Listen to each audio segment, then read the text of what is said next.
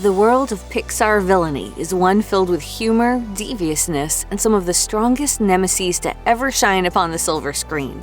But while some Pixar baddies are cinematic legends, others won't stand the test of time. Join us as we rank the Pixar villains from worst to best. Cars 2 is not a favorite among Pixar fans, and that distaste extends to the film's main villain, Miles Axlerod, a hotshot moneybags car voiced by Eddie Izzard. What? Me? You got to be crazy. Axlerod, a character constructed as some kind of Richard Branson automobile equivalent, carries with him the fate of the Cars universe, as his plan to use his fake environmentally friendly fuel to achieve world domination can only be stopped by, who else? That lovable tow truck known as Mater. The laziness in the plot and lack of any enjoyable humor at any moment is perfectly represented in Axlerod, a facsimile of the type of villain that's been portrayed in far superior films than this one. Simplicity can definitely be a good thing on occasion, but when it comes to Pixar villains, the simple approach can sometimes mean a character's ultimate downfall. Take Thunderclap, for example, a not-so-nice pterodactyl who, given the few other options present in this prehistoric adventure, acts as the de facto villain character of Pixar's The Good Dinosaur. Thunderclap is a deranged, wisecracking beast that leads a pack of fellow storm-chasing pterodactyls in their quest to try and eat Arlo the dinosaur's human companion, Spot. That's really it, honestly, which leads to Thunderclap's low position on this list. A character so forgettable partly because of his lack of any real powerful motivation within the world of The Good Dinosaur. The Cars films, as financially successful as they were, really don't represent a huge artistic zenith for Pixar in general. And that's a shame, because Cars 3 wastes the potential of bringing Armie Hammer into the Pixar world to voice Lightning McQueen's latest rival, Jackson Storm. Utilizing the inherent bravado that's so common in Hammer's best work only goes so far for a character whose primary function is to just take the slot of the film's big bad, with not much else to work off of. The best of the Cars villains is Chick Hicks, Lightning McQueen's first rival, voiced by Michael Keaton. As Lightning rests up and recovers in the small town of Radiator Springs, it's Hicks' jerkish nature that gives McQueen the constant motivation to take him on in the film's final race centerpiece. And to give Keaton the credit he most definitely deserves, he certainly gives it his all here as the arrogant race car whose only glory can be found in a racing trophy.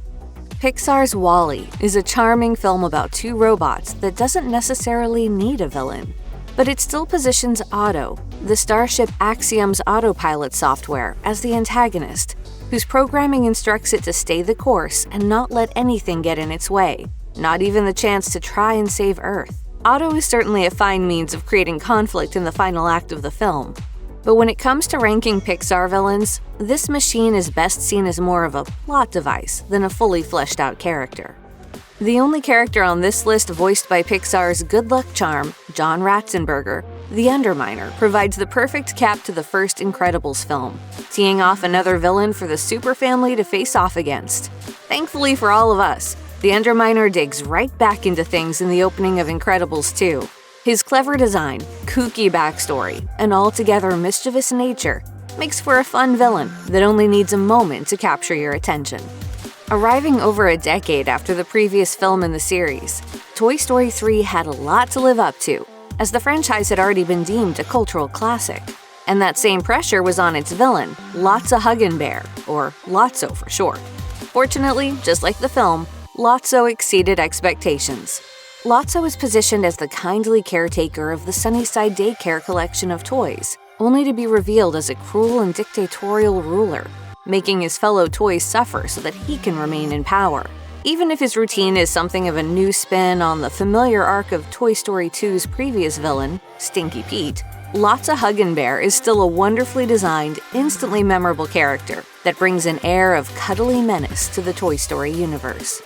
Incredibles 2 delivered another memorable villain with the devious and overlooked Evelyn Deavor. Voiced by Catherine Keener, Deavor is one of the two heads of the DevTech telecommunications company, with her brother Winston taking on the face and branding of the company, leaving Evelyn to deal with the actual technology at play.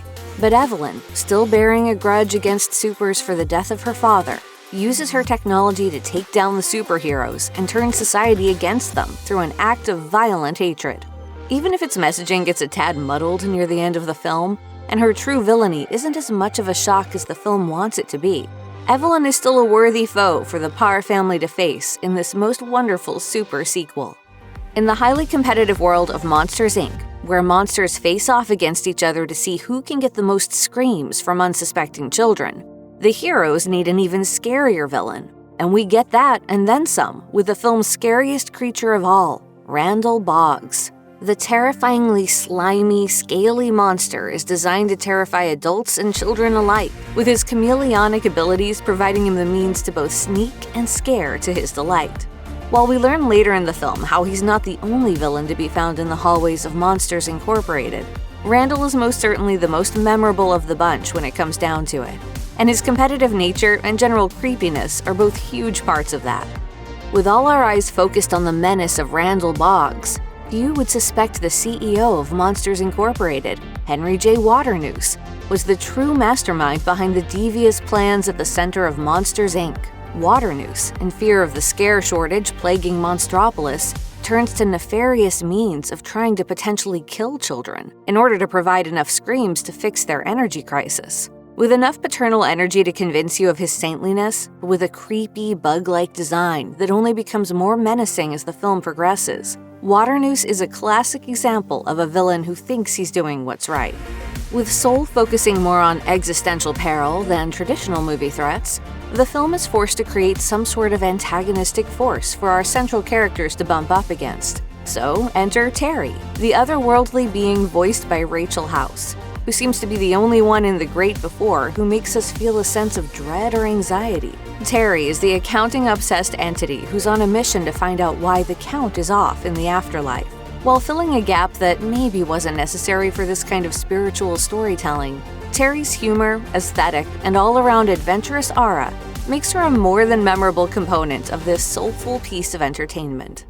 Another visit to the world of toys was inevitable, and Toy Story 4 was able to rise to the occasion with a memorable new villain. We're talking about Gabby Gabby, who turned out to be a complex and terrifying character. An old-fashioned doll with a broken voice box, Gabby just wants to be played with, and she knows that Woody's voice box is the only thing that stands in her way of finally being picked off the shelf at the antique store. It's this ultimate desire for affection that puts her so high on this list.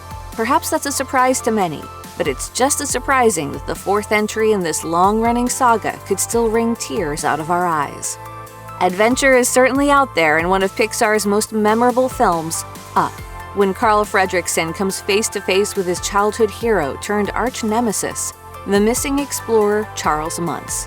At first, Muntz is a welcoming, heroic presence, until he discovers that Carl and his young friend Russell have befriended the elusive bird creature he's been hunting. Then Muntz's kindness turns to menace, and Carl's greatest inspiration quickly turns into his greatest threat. Muntz's dark and twisted obsession leads him down a dangerous path with a legion of talking dogs, and it's also what ultimately leads to his downfall. A classic villain in a classic performance, Muntz is the perfect villainous foil for this daring and emotional adventure. Toy Story, Pixar's feature-length debut, wants you to believe that Sid, an extremely creative child who expresses himself through highly imaginative Frankenstein-esque toy operations, is some kind of terrible, evil person. He wears shirts with skulls on them and rides a skateboard. So clearly, Sid is a monstrous young adult who's not to be trusted. Let's go home and play. Sid has no idea the impact he's having on these objects until they rise from the ground to traumatize him. He just sees them as blueprints for his own array of experimentation. And even though Sid is positioned as Woody and Buzz's worst nightmare, there's still something charming about his own unique version of playtime. In Ratatouille, Chef Skinner is the snobbish, commercial head chef currently running the Late Cousteau's restaurant, and he stands as the only person in the way of Linguini taking over as the rightful blood heir of Cousteau's legacy. With Skinner's sights set on using the Cousteau name to brand a collection of frozen meals, his love of food has turned to, well, absolute trash. And no long-lost relative of Cousteau is going to get in the way of that. Luckily for us, a certain rat chef is just a tad too cunning for Skinner to carry out his nefarious anti-culinary schemes.